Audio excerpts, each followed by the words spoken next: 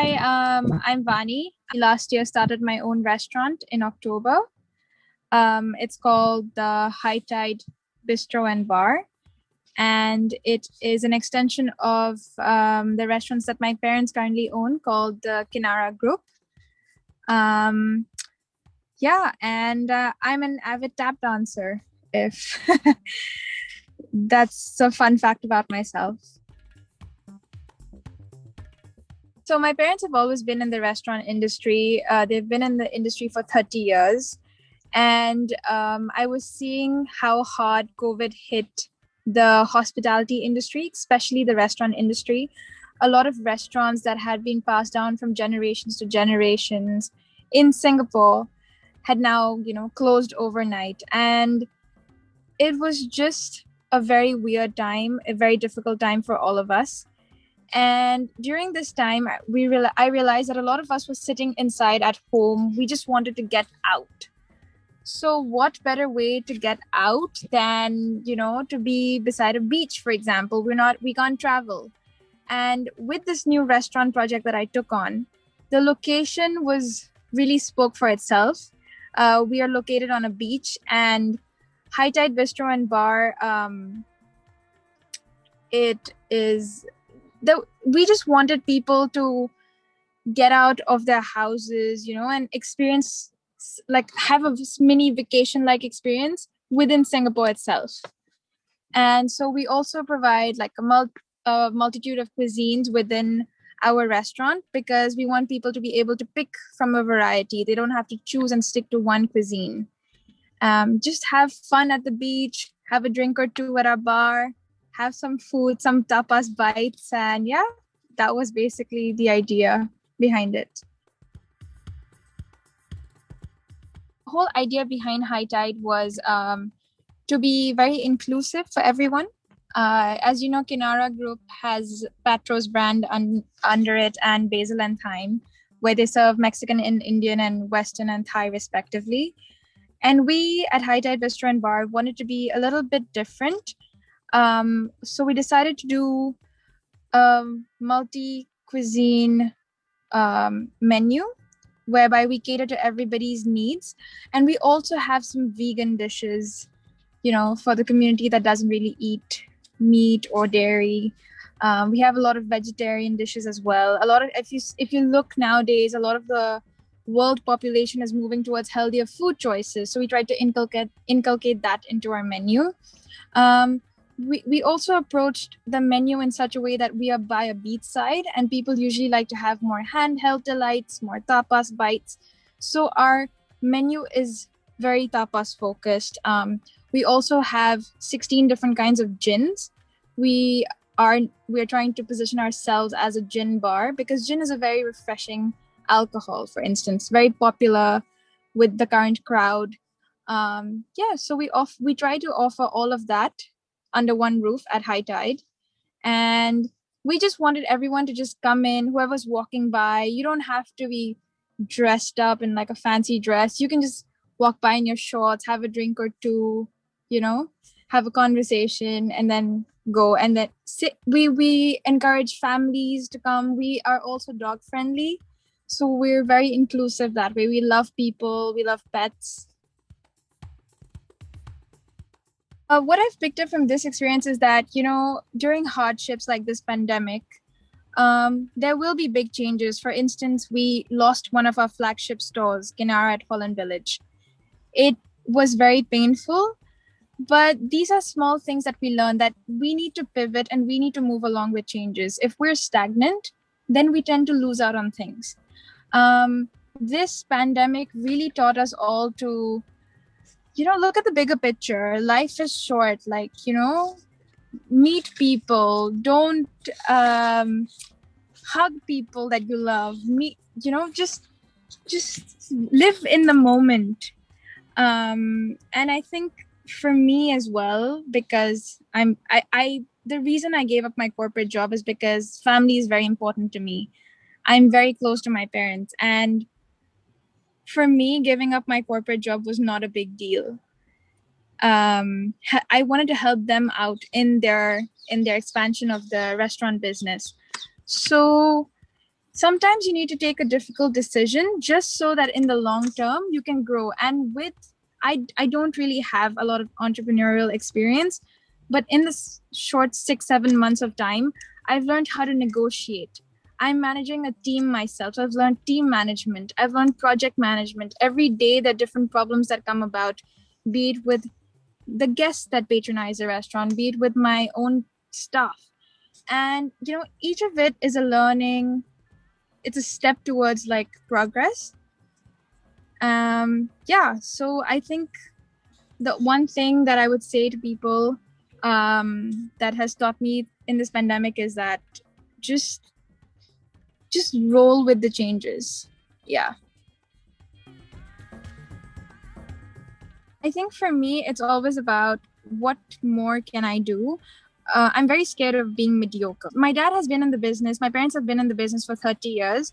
I wanted to show them that with a restaurant, which is not serving per se like Indian food, how can we also still, come into the market and still make a name for ourselves? How do we serve our customers? What else can we offer?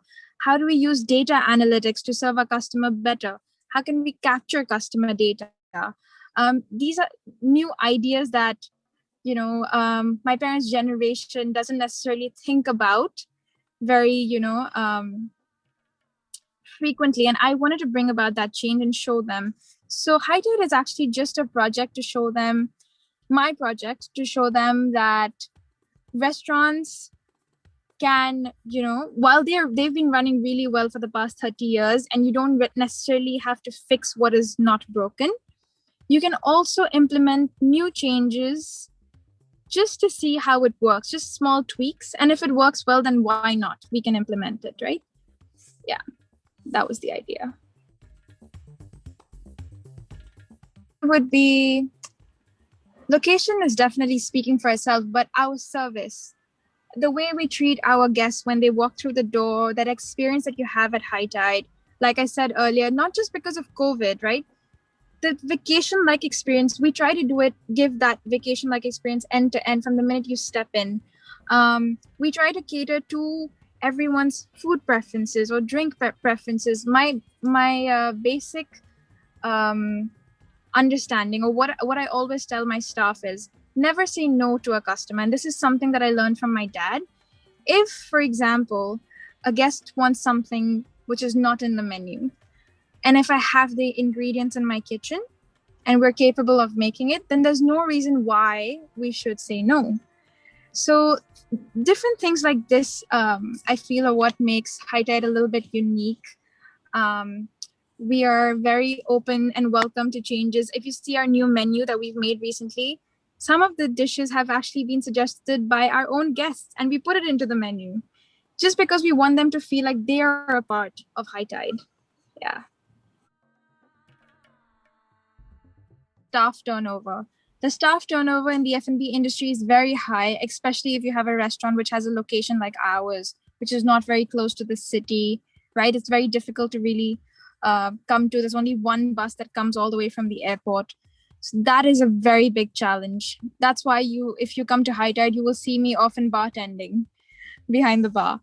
Another big challenge is sometimes guests can be very unreasonable, or our staff can also be very unreasonable. So staff training or guest training, like these are little things that I'm learning along the way.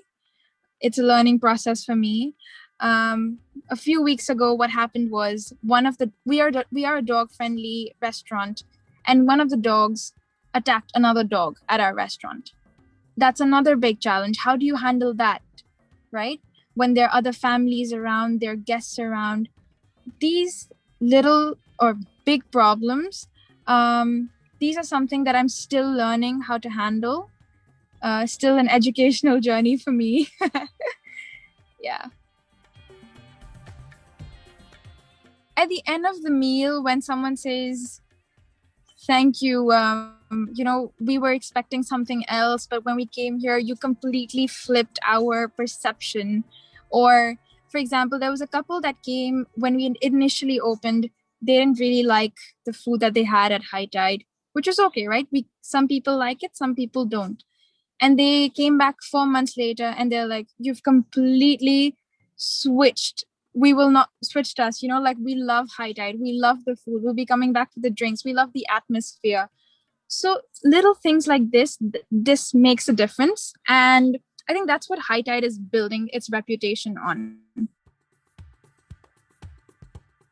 Not really. I don't really have any immediate or like 5-year long plan for high tide, but I just want high tide to be operationally, successful. So while my parents have been in the restaurant industry, the one fact that everyone should know about me is that I don't know how to cook. But while planning for high tide, for example, the whole menu, I did a lot of research. And then after doing that research, sat down with my team of chefs, and we did food trials. We did about 5-6 food trials because each time we would have to tweak it to get the perfect taste that we wanted to serve to our guests. So that is something that I learned. Research is very important in everything, right? It sets the baseline, the foundation.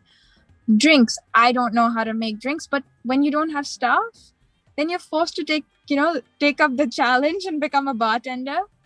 A few weeks ago, the compliment I got from a guest was that my Singapore sling was better than Raffles Long Bar Singapore sling. So if you ever do come to High Tide, please do try it. Another thing that I learned during this process was, how do you negotiate a better deal? I had to negotiate a deal with a supplier from China, for instance. And that was very tough because of language barriers. But in the end, we made it happen. We got the furniture on time. We got it according to the customization that we wanted. But again, it's a learning journey. It's a process. The job definitely prepares you way better because you're like thrown into situations and circumstances, and you have to, make a decision then and there, and you have to adapt with it. But I don't think there's anything that I would like to pick up as such, but I would like to delve a little bit more into the food tech industry, because if you look at it right now, it's an industry that is doing very well. It's picked up. If you see like Deliveroo, Food Panda, Grab, these people are doing very well. And something similar to that or would probably be what I would like to get into. I think the one thing or the one quote that I really go by, or someone who really inspires me is Priyanka Chopra. She once said that don't try to squeeze into a glass slipper. Instead, shatter the glass ceiling. And I think just that, for all of us ladies, for girls, for women out there, you don't need to fit into a mold. Just be yourself. Like, you do you. You do what you want to do. Nobody should have to stop you or tell you what to do, right? Like, I'm pretty sure that women all around the world, we are, equal to men in 2021 or after 2021. Women don't have to fight for equal rights anymore. It just should be equal. There should be no fighting. There should be no justification given by women. The sari I'm wearing, it's called a kosa sari. It's actually my mom's sari, and she bought it from this place called Jagdalpur in India. Kosa sari is actually made by a special silkworm, and it is pure. It's a very pure form of silk, which comes in very particular colors like gold, cream, and it's hand woven from the tribal women in Bastar, in a district in Chhattisgarh. And I, just like how this sari is very sturdy, it's very pure. I think it represents women. We're all very sturdy and we're very pure. And that's why I wore this sari, to represent International Women's Day, and wish all the women out there a very happy International Women's Day.